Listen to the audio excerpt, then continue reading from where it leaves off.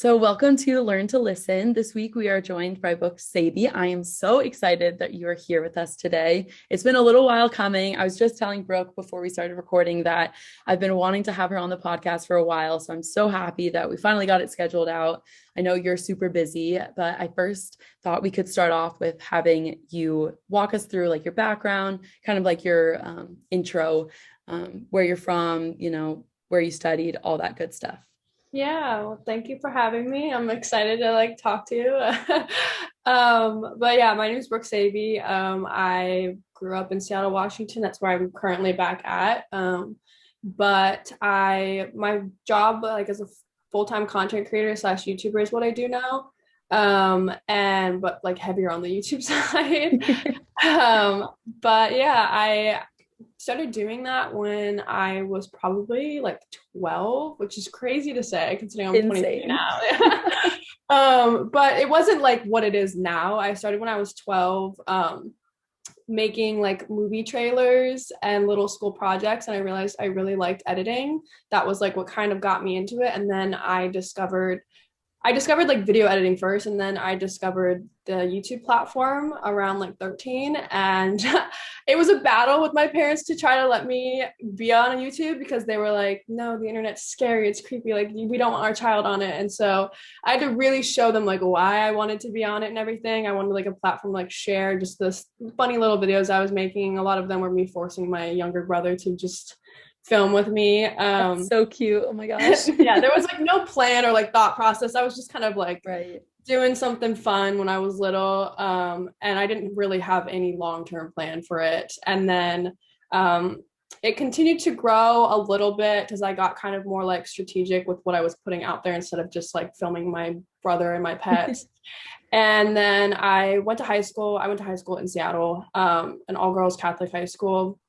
And I kind of grew apart from it because I started to really get into my academics, and I really started to enjoy school. And so I kind of I would do it here and there, but unfortunately kind of dealt with a lot of negativity towards it. People thought it was odd. Content creating was not what it is now. People thought it was so weird that I talked to a camera. And so I kind of prioritized making friends over that. It wasn't a job, it was just a hobby. So I kind of grew apart from it. And then because I was taking my academics seriously, I ended up going to the University of Notre Dame. I was really blessed and grateful to get in there. My dad's actually an alumni, so that's what kind of pushed me. People always ask why did you go there after living in Seattle, because it's so far away. But yeah, I have family ties to it. And then best 4 years of my life, met Mariah there.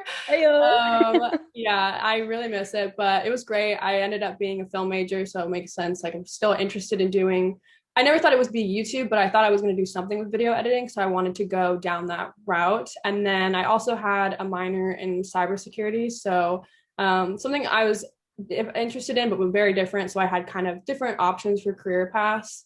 And then during the pandemic, I ended up obviously being kind of bored. And I kind of started focusing on my YouTube the year prior in 2019, during that summer. I had a family issue going on, and I had to go back home when I was planning on going to LA for the summer. And so I kind of really just took the time to be by myself, and focus on my YouTube channel because it was making me happy. It wasn't a job yet. And I had a video talking about a stalker issue kind of blow up, and it kind of kickstarted my channel. So I kind of made the decision to take it seriously after that. Content creation was kind of becoming more serious for people, and I could see the potential in it. So I was kind of given this opportunity, and I decided to take it more seriously. And then so I went into the pandemic with pretty good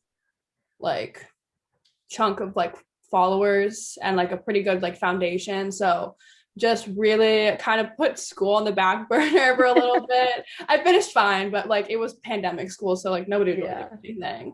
And so I really sat in my room for 3 months, and I ended up hitting the big milestone marker of 100,000 followers on it, or subscribers. And then obviously I didn't want to drop out of school. I was going into our senior year. That's not, I had 1 year, so I knew I was going to finish school, but probably end up doing this full time after I graduated. So that's what I did. I finished out the degree. Obviously didn't want to say goodbye to my friends also, so I wanted 1 more year with them. And then I had to make the decision of where exactly I wanted to go after college. And I didn't feel that I was like ready to move to like LA or anywhere else. So I decided to return home and just kind of continue doing what I was doing during the pandemic. And then, which is nice, saving money right now, being at home and everything. And that's what I'm doing now. And it's been great and really fortunate to be in this position and happy with it.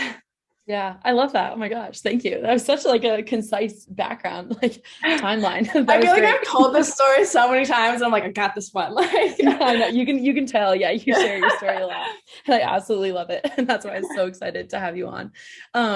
And so okay, I want to dive into literally all of that. So I'm gonna try my best to walk us through like all the questions that were popping into my head as you were talking. But first, what's it like being back home? Because like Seattle, I mean, I've never been, but I'm from very small town in New Jersey. And so if I go back home, like I feel like I get very much like sucked back into life before college. Sometimes I forget that I went.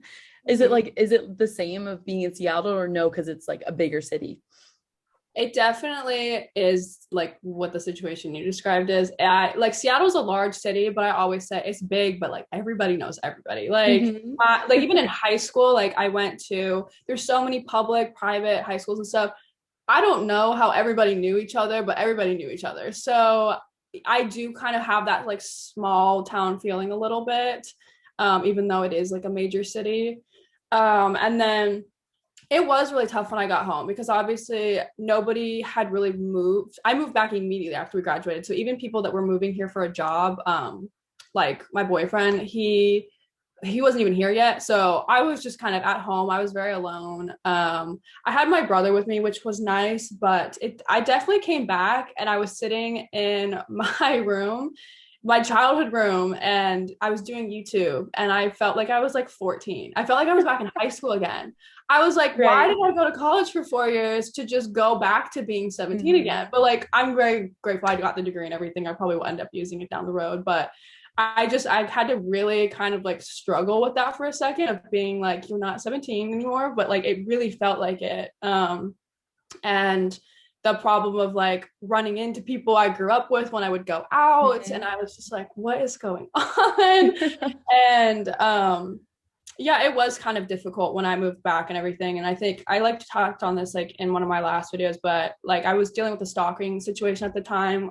So I was like going through like legal court case, and I also was like moved back in my child bedroom and like had none of my college friends, and I just kind of hit like a really low point because I couldn't really like process that all at once. But I'm a lot better now. I mean, it's been like a while since we graduated, but it really hit me hard when I first got home.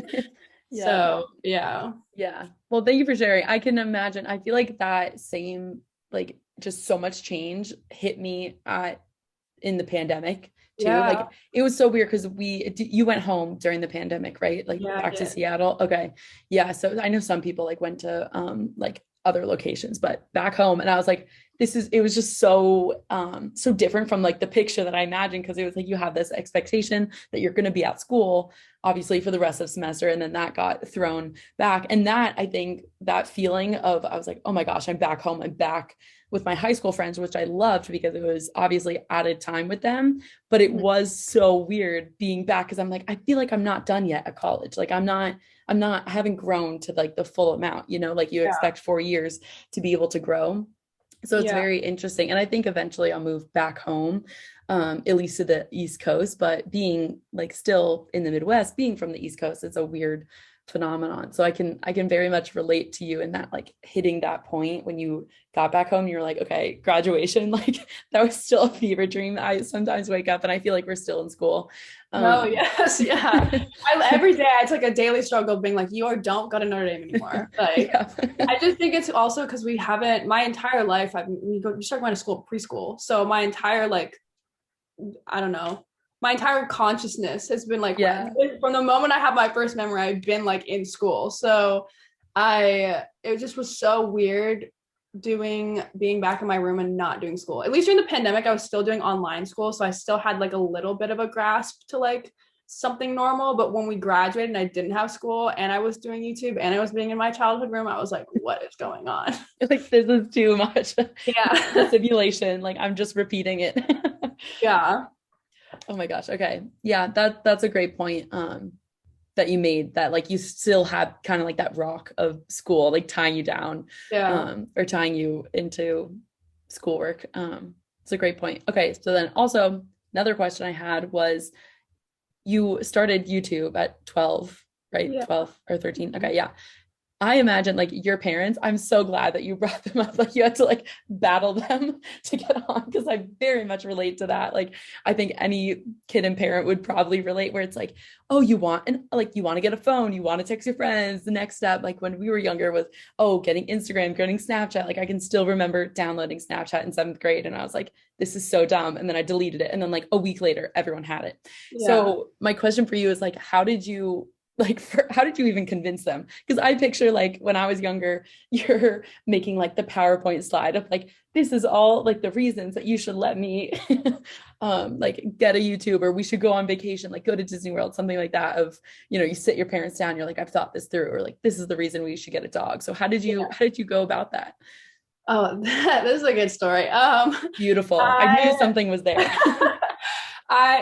So it was really hard at the beginning. Like my parents, they barely knew what YouTube was. It was still like, I mean, it came around, I think in like 2008, 2009. So this was a little bit later, but like didn't really use it, had no idea why I wanted to be on this.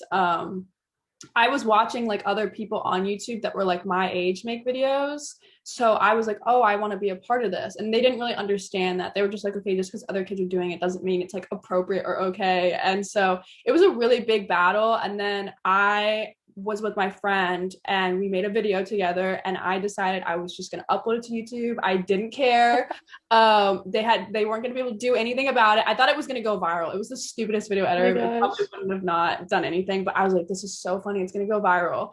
And so I posted it, and then I sent out a mass chain email to everybody in my middle school of like this video. I was like, check out my video on YouTube. And I guess, you know, parents talk and stuff, and it got back to my family, and I got grounded for so long. They made me tear it down. They were so angry at me. They were like, we've told you this is not okay, like blah blah. I would fight all the time. I was still making videos, but they would just sit as files on our like home computer. And then, because I didn't even have my own laptop at the time, it was just the home computer I was using. Yeah, like the desktop. Yeah. Yeah, like Windows Live Movie Maker or something. Yeah. And then my mom had like pretty massive surgery when I was like 12. And so she was a little out of it. And I was still making videos while my aunt was watching me at home and everything to just occupy myself. And I knew my mom was out of it. So I was like, perfect opportunity. They were so strict. I wasn't allowed to have like a Twitter, Instagram, like social media was just like a no Facebook. And because I didn't understand why like a 12-year-old needed that. And so I walked into my mom's room and she's very out of it. And I was like, can I have a YouTube channel, please? And I like continued this fight. And I think she just really didn't even want to like hear it or deal with me. She's just like recovering from massive surgery. And I'm like harassing her about my YouTube channel. Right. And you're like, perfect timing. I know. I was like, this is a great opportunity. And she said yes. And so to everything, I asked her for a Twitter. I asked her for everything, a YouTube, everything, not the Facebook though, but I remember the Twitter and the YouTube, and she was like, fine. So I made both of them, and I was uploading. I remember, which is insane. At the time I made the goal of uploading one video a day, and I was doing it every single day. I would come home from school. I would film, edit it. They were like cheesy, not even like difficult videos to make, but I was uploading a video every day. So by the time I was like recovered, I had like 30 videos on my channel. And she just was like, I was getting no views, no comments. She's just like, I think she thought it was just harmless. So she just let it stay. She was like, okay, whatever. You're not doing anything inappropriate. I was following like Justin Bieber on my Twitter, and my videos they got like 2 views max. And so she just let it be. And then I just kind of ran with it. And then I still have a video on my channel from like 2013, and it's me on my laptop. Like I remember hitting 50 subscribers, and it's a video of me thanking everybody for 50 subscribers. It's so cute. I go back and watch it sometimes just to like be like, you. Little Brooke would not even like know what she was like getting herself into. But Yeah, that's how I ended up having a YouTube channel. It was a real battle. The funniest though is the first year I wanted to go to VidCon, which is like the YouTuber convention. I had made friends on YouTube at that point that were all my age, and I was still keep in contact with a lot of them. And I really, really wanted to go to VidCon. And I told my mom it was an online video convention. And when you say online video to a parent, they think porn. So Yeah. my mom was like, absolutely not. I was like, no, like my friends are going. Like, it was down in California, so it wasn't that far from us. I was like, please, please, please. You're like, this is what I want to do with my life. Yeah, she was so scared. She was like, what did I just allow to like you to do? Like, what am I enabling right now? And so I was like, that one I almost had to make a PowerPoint for because she didn't understand even what it was. But yeah, most of the stuff when I was really little with YouTube and just like being on the internet definitely was a battle with my parents. But they eventually, like, once I realized I had friends and I was like really passionate about it, kind of just let it go. Yeah, I love that though. You were like on the grind, like coming home from School. school. I know I had better like work ethic at like 12 than I do now. Like you're like, oh God, I wish I could I could get that back. Oh my gosh, that's so funny. No, I love that story. That's so cute. Oh my gosh. I see, that's why I love going down, like, because I feel like one of the fun things about podcasting is like I can have the time to actually learn about all this stuff because we never got the chance like really go down like memory lane. Like I feel like when you meet new friends like in college, high school, or post grad, anything, you're just like moving from the future like on. You don't like talk about the past a ton. So that's so cute. I have to go watch that video of you. Like I could so see you being like, thank you for 50 subscribers. Yeah. Oh my gosh. That's so adorable. And then you mentioned before in your intro that you like kind of made a strategic shift into how you approached your videos. So, like, what does that mean? Yeah. Well, at first, like when I like first got the channel, like the first 30 videos were uploaded on my channel, they were kind of just what is it? Just like I would film my fish, my hamsters, and like we didn't have a dog at that point, but like my brother, it would be like my brother jumping around. I would like speed up the video. I was like, this is funny. And I would just upload that. There was like no value to it. Yeah. But I liked it. I was like teaching myself how to edit and like cut things up and speed things up, like the very basic, like just editing. Yeah. And then I started like watching more YouTube. So I was getting ideas of what people were doing and stuff. And a lot of the really big YouTubers at the time were a lot older. Like now, like the big people are like 17, 18, but like at that time they were like in their mid 20s. And so like if you think about like Jenna Marbles was a lot older, like when she blew up, that's the name like a lot of people remember, like just they were older. So I wasn't really gravitating towards that. I found like a kind of a group of like teenage people that were making videos. And I was like, oh, this is cool. They're not that much older than me. And then through the comments and stuff, I was finding other people who were also like my age, who a lot of them became my friends because we would comment on each other's stuff and then like connect over other social media. But I was starting to like kind of digest more like content and seeing what like people were making. So I was getting better ideas of like what a good YouTube video is. And at the time they were like people would make music videos to like other songs. I made a music video to like LMFAO's Party Rock Anthem. And so oh my god. I was teaching myself how to do like overlay edits and like put sound in and like sync it up, and like I was getting better at doing it. And then I just realized that sometimes people just like to watch people talk, which I think is funny because that's kind of what I still do now.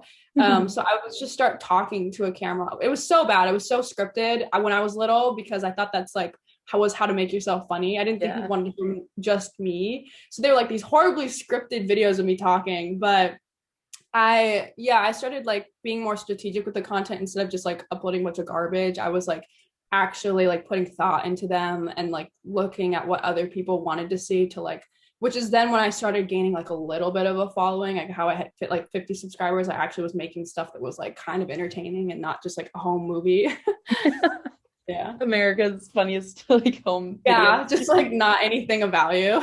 Yeah.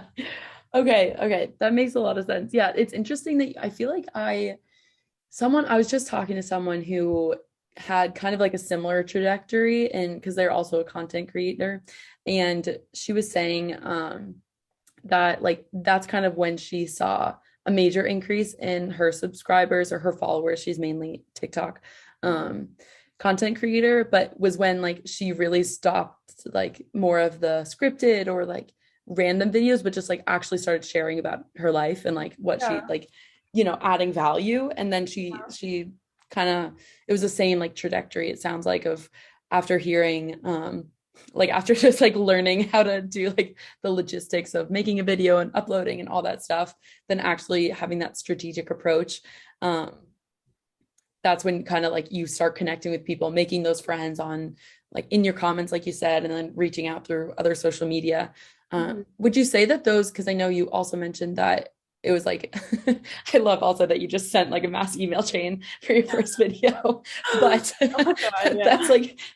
that shows like such a reflection. It just reminds me of like those texts that you get and it's like, send this to 15 people, but Yeah. that was such a staple of our childhood, like AOL, the whole thing. Yes. But on a more like in a more serious undertone, like I know you said that it was like kind of weird at that point when you were like younger, and that's when you're navigating like your identity, or at least one of your first iterations of your identity is like in middle school going into high school. And you said like people kind of thought it was like weird, like what are you doing on YouTube, or like just didn't understand it because it was a newer platform. So would you say like the friends that you were making through YouTube and like that you met up with at VidCon, were those like, do you still like, would you accredit those relationships to being like some of your more like rocks or solidified support groups in that time?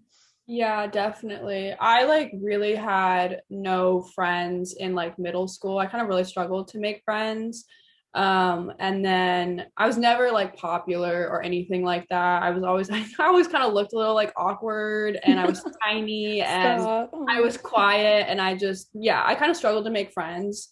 And so which is why I think I loved making YouTube videos, is like it gave me something to do instead of just sitting in my room watching TV when I didn't have anybody but my brother. And so I yeah, those people, that's also why my mom kind of realized how important it was that she let me do this, is because in like one of the bigger incidents she remembers is that in high school there was a girl, she didn't even go to high school with me, she was at one of the other Seattle public high schools. She decided that she was just gonna make fun of me publicly on Twitter, and so she was posting all of my YouTube videos and was like, look at this stupid girl, like look how So bad these dumb. are. It was so dumb, but people were eating it up. They thought it was hilarious. And so like I was watching the likes grow, and then the replies of just random people. This is what I talk about in Seattle. Like it's big, but it's not that big. Like I was seeing all these people that I just like had known that their names and like what high school they went to, and they just were like, this is hilarious, these are so bad, blah blah blah.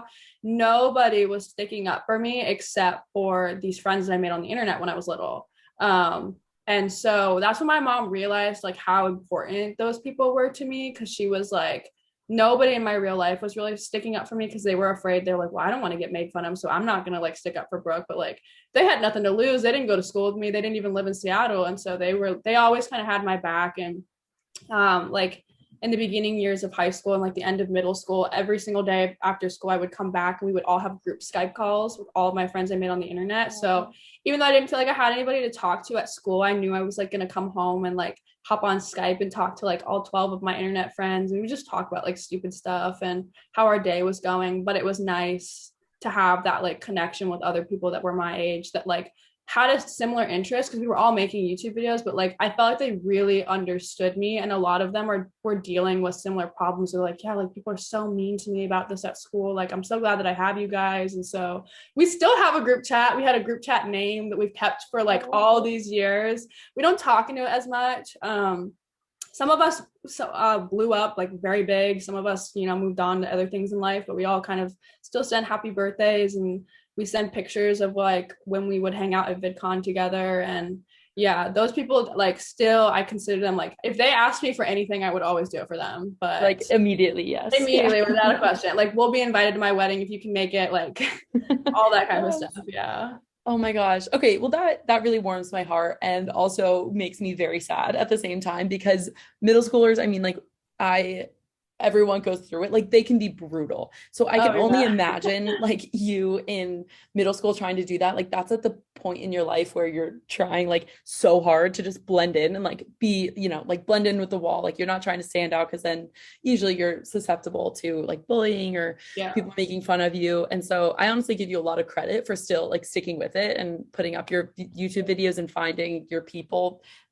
through like YouTube or social media, because I think that is probably what made like having that support group, I would imagine, is one of the reasons that you're still like doing it. And now it's your career, of Yeah. like having, at least they weren't, your classmates in school with you, but they were still your friends.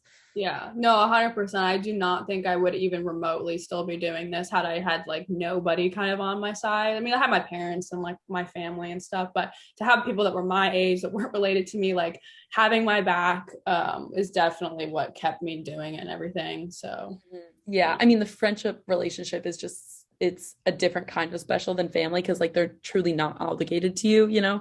like they're not living in the same house as you. And so I can see how, I mean, that would be monumental. I still have my best friends from middle school as well, but I was bullied for a little bit when I was younger. Yeah. So I very much relate to like it. And at 13, I mean, that's all like you have no perspective for like the importance of being different or like having your aspirations.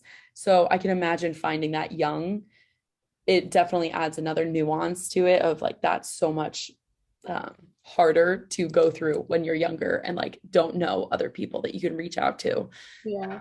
Yeah, definitely. One of the things too is like you were explaining how you made these relationships like mostly through online mediums, like you had your Skype after, and that it sent me right back to like the pandemic, and we're still in it obviously, but like now it's so normal to like only meet people virtually. And I don't think the masses before the pandemic would say that they had met like multiple people only online through video, and you kind of had like I guess like a first level pass at that, or like first experience with that through like YouTube and your friends.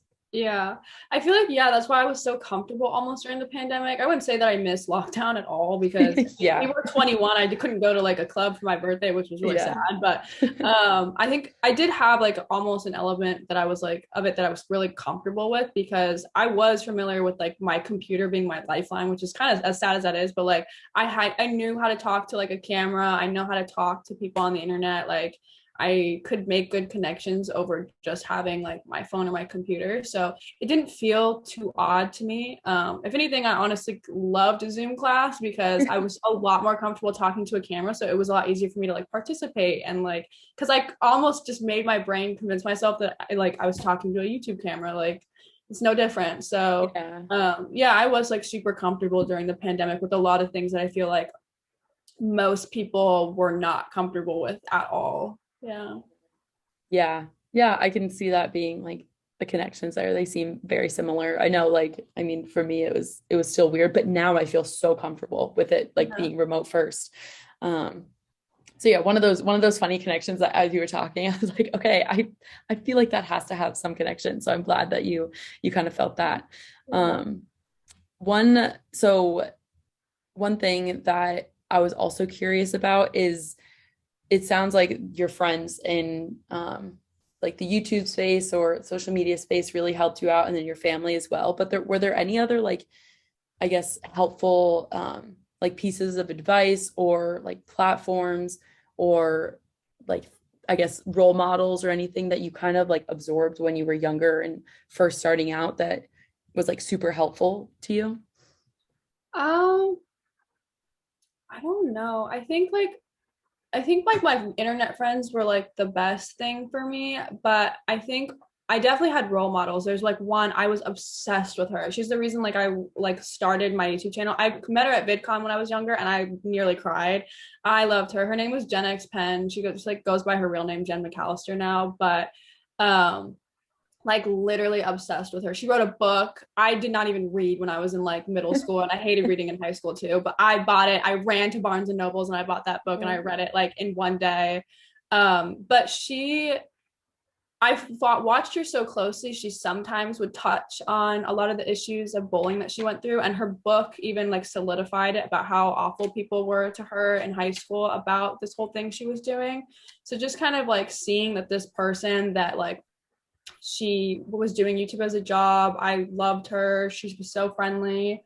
Just somebody I really looked up to, had gone through like something very similar that I was going through, kind of gave me hope, because I was like, okay, if she can do it and she's dealing with a lot of the same problems that I am, then like I can do it. And so she definitely was like the biggest thing. And she had a whole group of internet friends too. So I just like felt like I was like, I wanted to be my own person, but I wanted to like replicate what she had. I was like, I want to be her. Like, she was awesome. And I still watch her stuff sometimes, but she's a lot older. She's like probably in like her late 20s now. And but yeah, I think just like seeing other people have success with it was definitely like a big motivation for me. And like have, especially when they would talk about their own struggles with like being made fun of, and just to kind of let it slide because it doesn't really matter.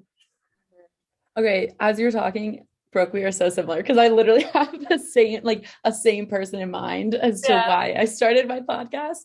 And like just like I got to meet her virtually because it was during the pandemic, but Victoria Garrick, she's like a huge role model, just in like the athlete mental health space. And so I was like, and I feel like I witnessed like her like glow up kind of like and like really get like famous overnight. And so I was like, oh my gosh, like this, when you said like you want to be your own person, but also you're like, I want to like, you know, kind of be like you too. It's like that. I was like, oh my gosh, that just like that went right to my heart because I really am like the same way with her. But no, I do think like the connection is like what makes it so valuable, of you like see a part of yourself in someone else.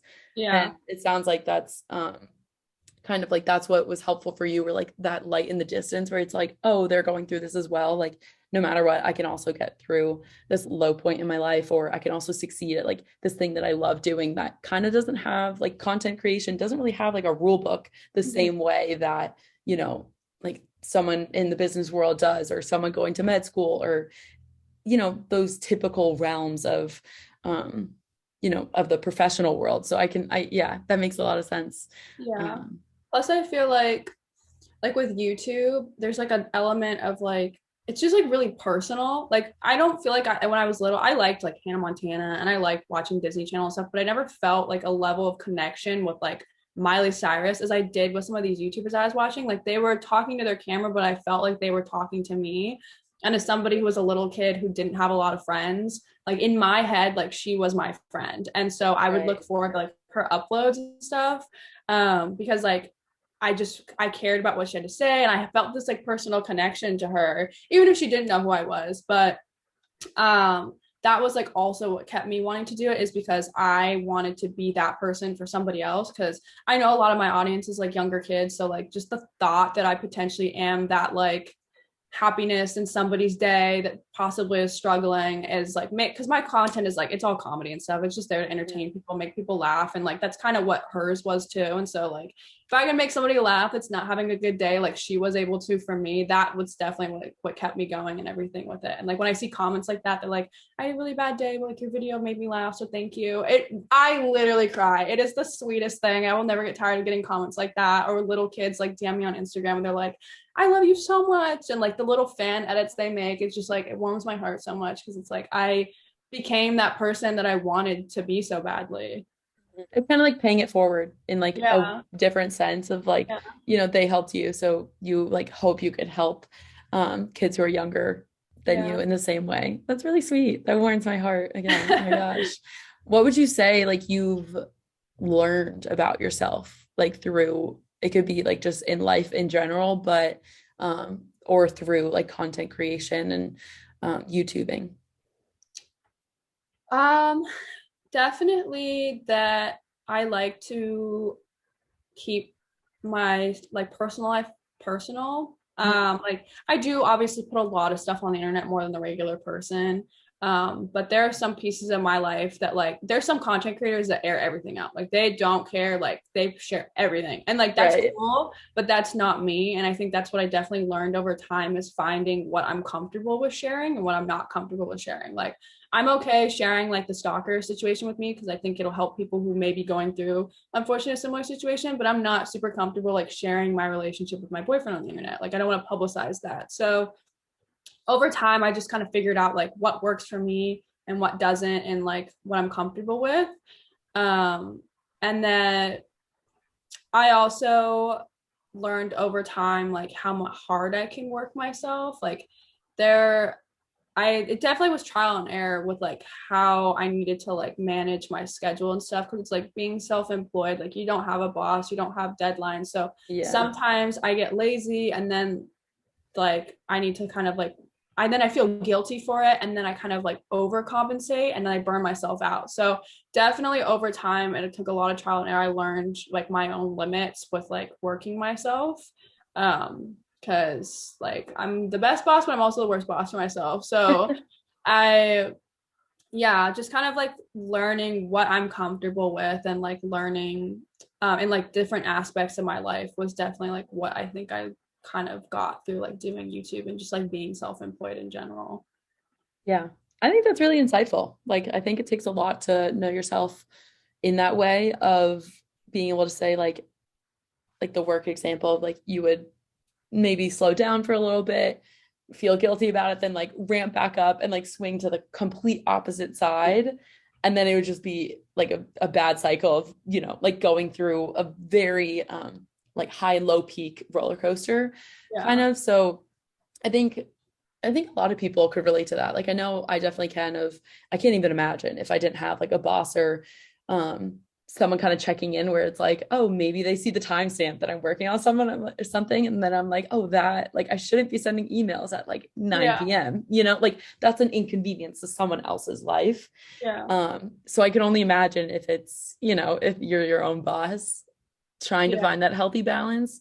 Um, is definitely, I think, a little bit more of a struggle. I found like in remote work too, like when you're not leaving the office and going there every day, I think that's a very relevant topic just right now in the world that we're living in of trying to find that balance of being like, okay, close the laptop and go do things that are restorative for you, Mhm. so that you can like show up the next day and provide value and be your best self. Because it definitely it can get in a cycle if you let it.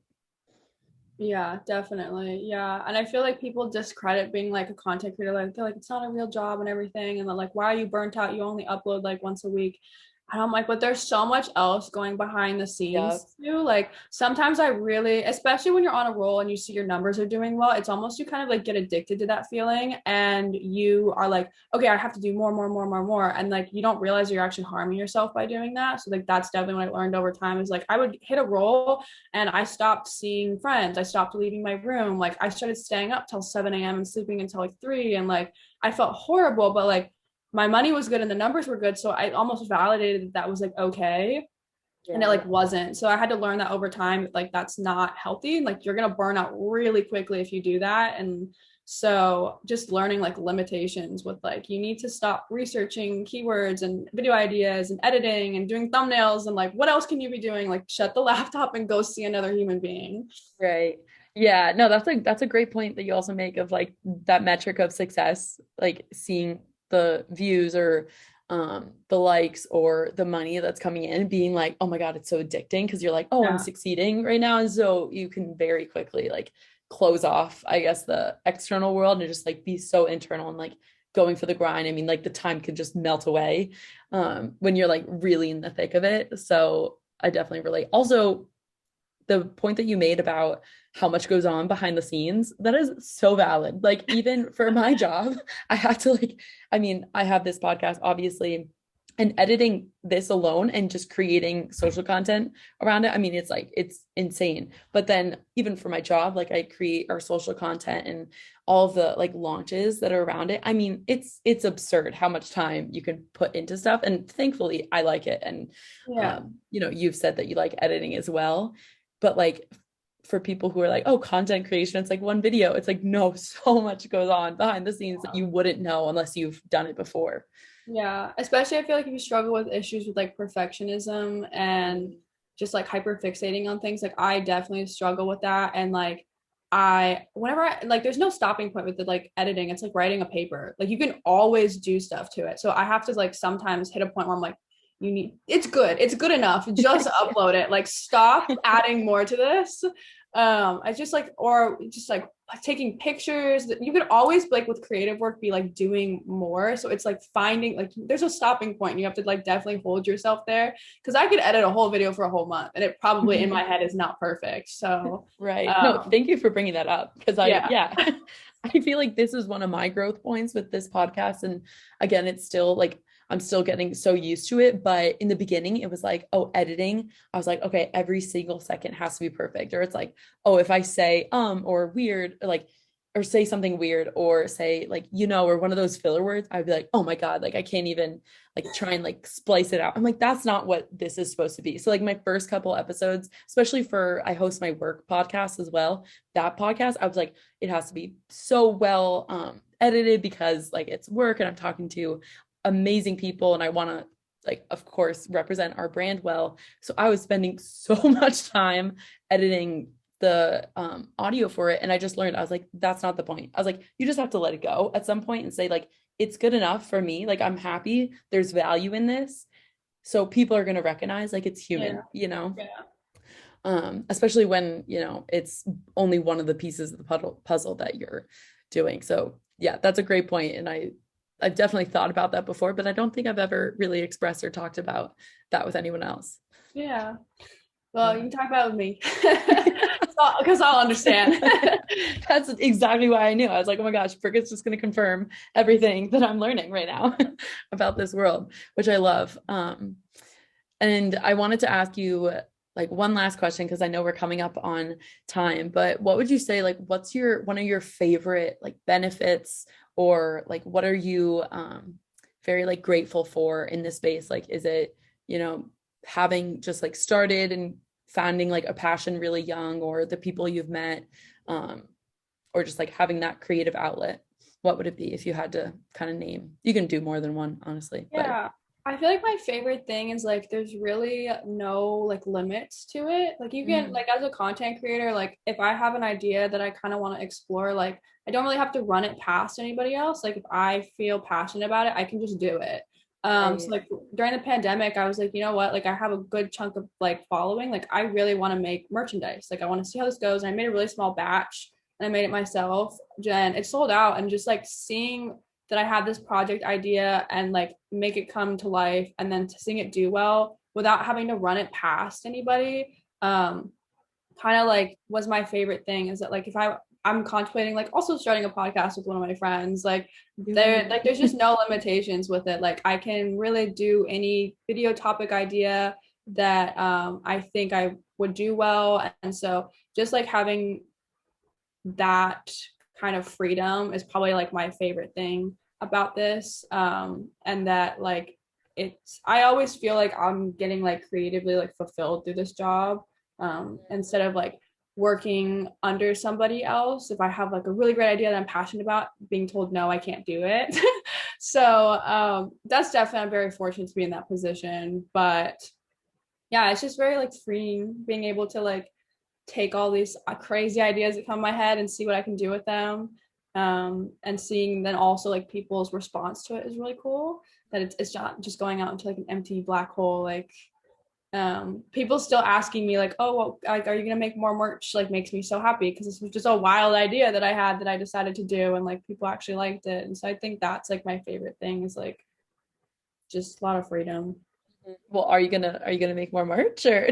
I think so. I'm like thinking about it. I was just doing it as like all by myself, like the shipping, the making it, like the website I developed myself, and like it was a lot, and I feel like I learned that this is not something that I can do on my own. Like this is why people have clothing lines like as their sole job. Like I cannot do this by myself. So I definitely want to, but I definitely need to find somebody to help me that understands like the clothing space better, because I didn't even know how to like internationally ship things really without like paying like $40 for shipping, which I can't do that. So I gotta like figure out what tips and tricks people that actually work in like the clothing space know that I just don't have any clue about, because doing this by myself is not a good idea. You live and you learn, right? Like Yeah. that creative outlet, or that creativity, that freedom. That's that's awesome. That's a great I think a great takeaway. And this has been so much fun, Brooke. Like I'm so happy. Like I've been smiling this whole entire episode, just getting to talk with you and chat. Thank you. I'm excited to talk to you too. It's been great. But thank you. And until next time, I hope you have all enjoyed this episode, but come back next week for our next guest.